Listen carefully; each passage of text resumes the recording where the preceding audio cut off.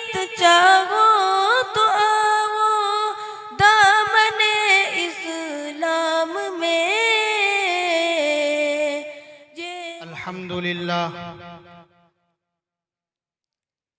अल्हम्दुलिल्लाह नहमदुहु व नस्तईनुहु व नस्तगफिरुहु व नुमिनु बिही व नतवक्कलु अलैहि व नऊज़ु बिल्लाहि मिन शुरूरि अनफुसिना व मिन सय्यिआति अमालिना। मन यहदिहिल्लाहु फला मुदिल्ल लहु व मन युद्लिलहु फला हादिय लहु। वनश्हदु अन ला इलाहा इल्लल्लाहु वहदहु ला शरीक लहु वनश्हदु अन्न सय्यिदना व सनदना व शफीअना व तबीबना व मुर्शिदना व मौलाना मुहम्मदन अब्दुहु व रसूलुहु।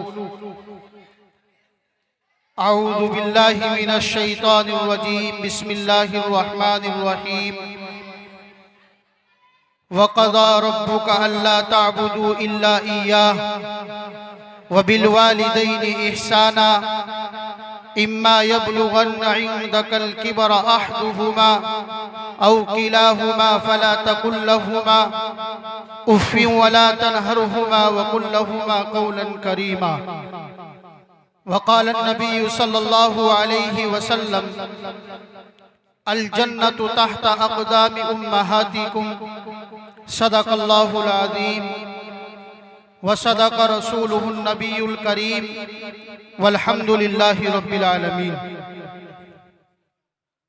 करो दिल से खिदमत इबादत बन जाएगी। माँ बाप की फरमाबरदारी अमानत बन जाएगी। और होगा जिस दिन तुम्हारे गुनाहों का हिसाब, होगा जिस दिन तुम्हारे गुनाहों का हिसाब, माँ बाप की फरमाबरदारी जमानत बन जाएगी। स्टेज पर तशरीफ फरमा इलाके की बड़ी हस्ती मौलाना मोहम्मद हुसैन साहब दामत बरकातुहुम और मेहमानाने इकराम और प्यारे बुजुर्गों, नौजवान दोस्तों, मैंने आप हजरात के सामने अल्लाह के कुरान की एक आयत पढ़ी है और एक हदीस पढ़ी है। बस इसी की रोशनी में थोड़ी सी देर आप हजरात से गुफ्तगू करूंगा। अल्लाह रब्बुल इज्जत ने इस आयत के अंदर क्या फरमाया? इस आयत के अंदर फरमाया, ऐ लोगों, मेरे सिवा किसी की इबादत ना करो और अपने वालिदैन के साथ हुस्ने सुलूक करो। अगर इन दोनों में से कोई एक या दोनों बुढ़ापे की हालत को पहुंच जाए तो इनको डांटना तो दूर, इनको उफ भी ना कहो और इनके सामने आजिजी के बाजू झुका दो और नरम और शीरी लहजे में इनसे गुफ्तगू करो और अल्लाह के दरबार में हाथ उठा करके दुआ करो, ऐ मेरे मौला, जिस तरीके से मेरे वालिदैन ने मुझे बचपन में पाला है, इलाही तू भी इन पर करम फरमा। ओ मेरे प्यारो, जरा देखो तो सही, अल्लाह रब्बुल इज्जत अपने साथ वालिदैन के मर्तबे को बयान कर रहा है और हुक्म दे रहा है कि अगर इन दोनों में से कोई एक या दोनों बुढ़ापे की हालत को पहुंच जाए तो इनको मारना तो दूर, इनको डांटना तो दूर, इनको धमकाना तो दूर, इनको उफ भी ना कहो, क्योंकि बेचारे अब बूढ़े हो चले हैं। बुढ़ापे में उमूमन दिमाग ज़ईफ हो जाता है, आंख सही से सुन नहीं सकती, कान सही से आंख सही से देख नहीं सकती, कान सही से सुन नहीं सकता। ऐसे में जबान से गलत अल्फाज निकल सकते हैं, आपके खिलाफ कुछ बात निकल सकती है। ऐसे वक्त में इनको डांटना नहीं है, बल्कि अल्लाह के दरबार में हाथ उठा करके दुआ करनी है, ऐ मेरे मौला, मेरे वालिदैन पर करम फरमा, जिस तरीके से इन्होंने मुझे बचपन में पाला है। भाई थोड़ी देर के लिए ये बच्चे जो बात कर रहे हैं खामोश हो जाए।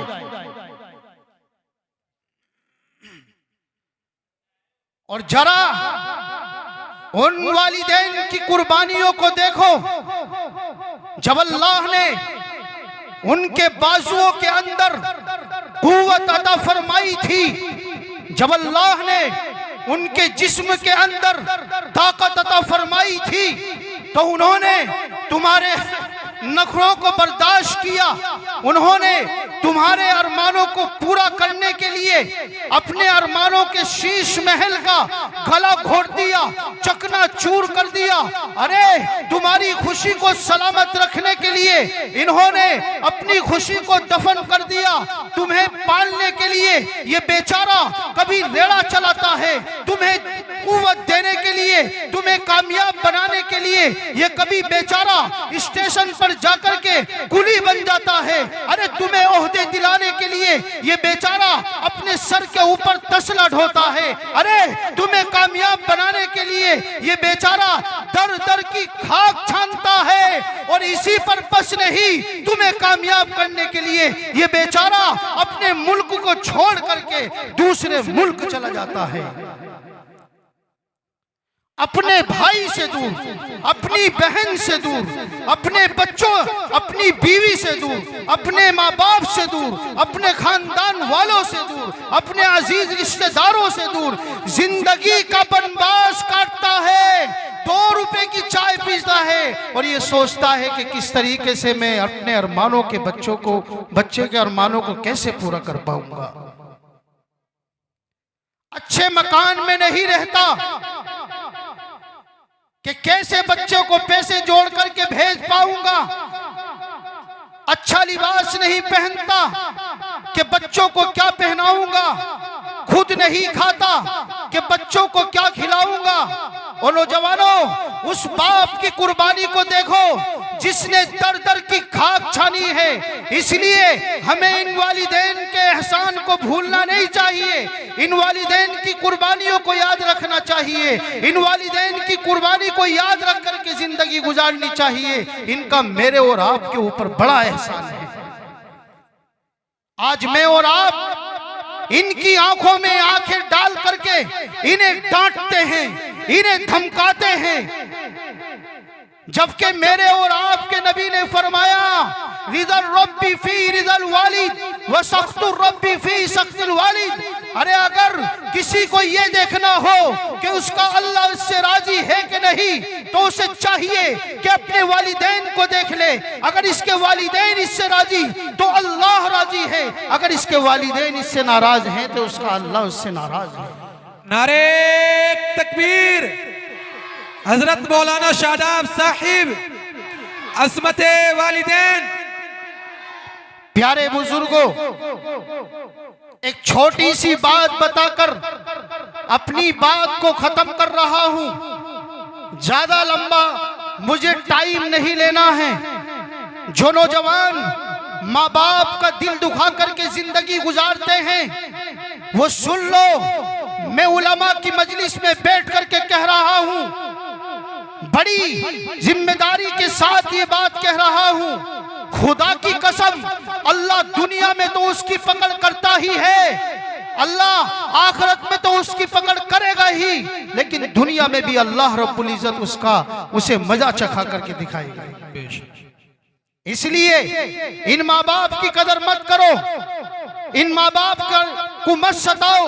अगर इन माँ बाप को सताओगे तो दुनिया तुमसे दूर हो जाएगी, इज्जतें तुमसे छीन ली जाएगी। इनकी कदर करो, इनको अपने सीने से लगा करके रखो, प्यार और मोहब्बत की आंखों से देखो।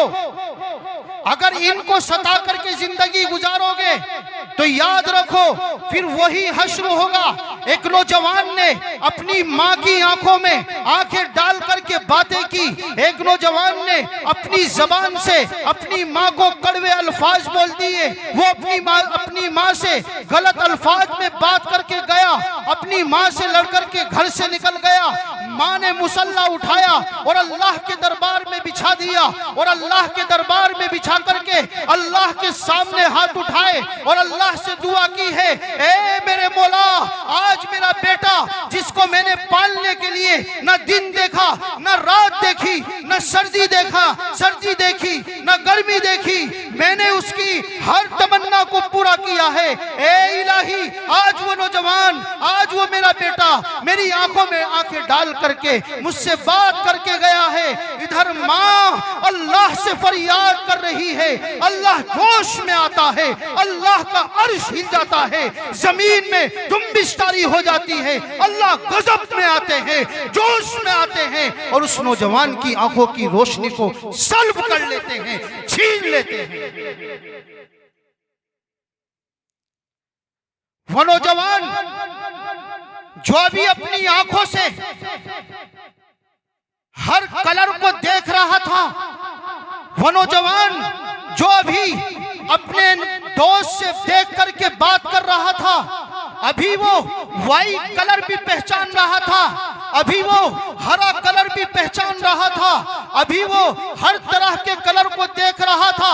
अचानक उसकी जिंदगी में अंधेरा छा गया, वो परेशान हुआ, रोने लगा, गिड़गिड़ाने लगा, तड़पने लगा और जाकर के हकीम से कहा, तबीब से कहा, हकीम साहब, अभी मैं अपनी आंखों से सारे कलरों को पहचान रहा था, अभी मैं अपनी आंखों से अपनी आंखों से सारे कलरों को देख रहा था, अचानक मेरी आंखों की रोशनी चली गई। हकीम साहब, जरा मेरी आंखों को तो देखिए।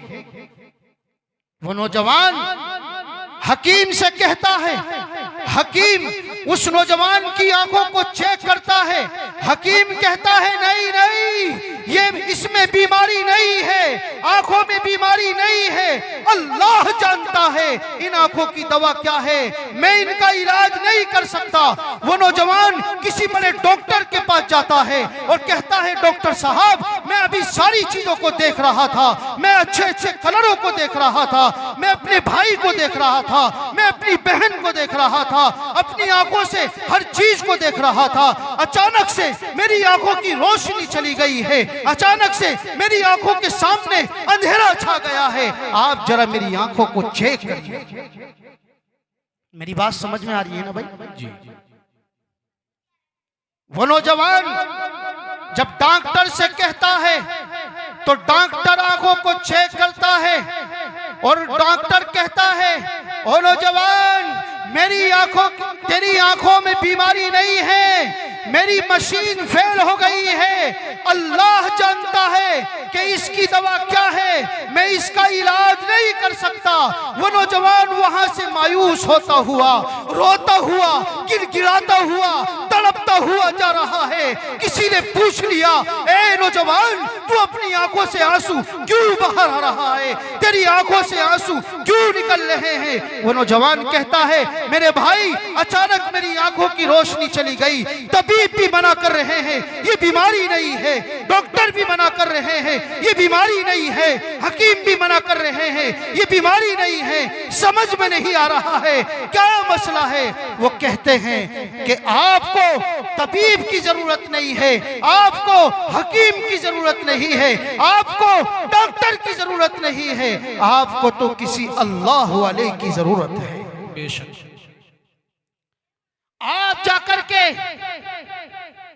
अपना हाथ किसी अल्लाह वाले के हाथ में दे दीजिए और उनसे जाकर के मिलिए।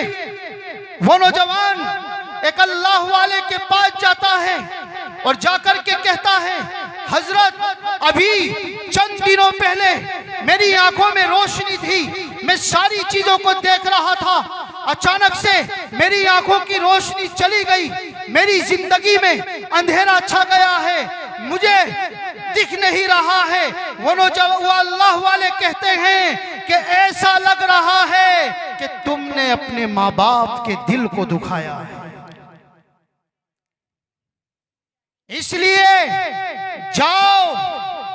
वो नौजवान कहता है, हाँ, अभी चंद दिनों पहले मैंने अपनी माँ से सख्त लहजे में बात की थी, मैंने अपनी माँ को डांट दिया था, मैंने अपनी माँ को धमका दिया था, मैं उनकी आंखों में आंखें डाल करके उन्हें धमका करके आया हूँ। वो अल्लाह वाले कहते हैं तो जा सुन ले, डॉक्टर काम नहीं करेगा, हकीम काम नहीं करेगा, तबीब काम नहीं आएगा। अगर तेरी आंखों की रोशनी आ सकती है तो जा करके अपनी माँ से माफी मांग, अल्लाह तेरी आंखों की रोशनी को वापस कर दे। वो नौजवान जाता है, कुंडी खटखटाता है और आवाज लगाता है, अम्मा गेट खोल दीजिए। माँ औलाद से बेइंतहा मोहब्बत करती है, माँ बहुत प्यार करती है। नौजवानों, तुम डांट देते हो, वो भूल जाती है, नहीं मेरा लगते जिगर है। माँ दौड़ी दौड़ी आती है और कहती है बेटा मैं आ रही हूँ, माँ गेट खोल देती है। नौजवान जैसे ही अंदर जाता है, उनकी माँ अपने रूम के अंदर चली जाती है। वो नौजवान अपनी माँ के कमरे में जाता है और माँ के कदमों को चूमना शुरू कर देता है। उधर अल्लाह की रहमत जोश में आती है, अल्लाह की रहमत का दरवाजा खुल जाता है। वो नौजवान अपनी माँ के कदमों को चूम रहा है, उधर अल्लाह रब्बुल इज्जत अपने हुक्म से उस नौजवान की आंखों की रोशनी को उसकी आंखों के अंदर डाल रहे हैं। माँ की खिदमत करने पर, माँ की अजमत को पहचानने पर अल्लाह रब्बुल इज्जत वो करके दिखाता है जो आप तसव्वुर में भी नहीं ला सकते। इसलिए ये माँ बाप मेरे और आपके सर के ऊपर है, बड़ा साया इनका मेरे और आपके ऊपर है। इनकी कीमत को पहचानो, इनकी कदर करो, इनसे मोहब्बत करो, इनसे दुआ के लिए कहा करो। अरे नौजवानों, यही तुम्हारे घर के वली हैं, यही तुम्हारे घर के वली हैं। जब कहीं जाया करो तो इन्हीं से दुआ के लिए कहा करो। कहा करेंगे भाई इंशाअल्लाह, इनकी खूब खिदमत करोगे। अल्लाह ताला मुझे और हम सबको अमल करने की तौफीक अता फरमाए। बहुत खूब।